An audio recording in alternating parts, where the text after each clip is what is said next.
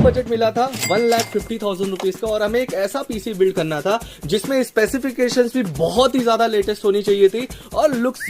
Ryzen 7 9700X RTX 4070 super PM 850 what 80 plus gold series की power supply 32 GB की gaming RAM, एक liquid cooler जो कि 360 mm का है एंड डिस्प्ले टेम्परेचर के साथ वाला है एंड कैबिनेट आइस मास्टर का ये बहुत ही प्यारा कैबिनेट है विद 1 2 3 4 5 6 7 ARGB फैंस के साथ है। B650 मदरबोर्ड है एंड ये पूरा पीसी बिल्ड सिर्फ और सिर्फ हमने अंडर 1,50,000 में कर दिया है। Infinity gadgets, Nehru place, new Delhi में।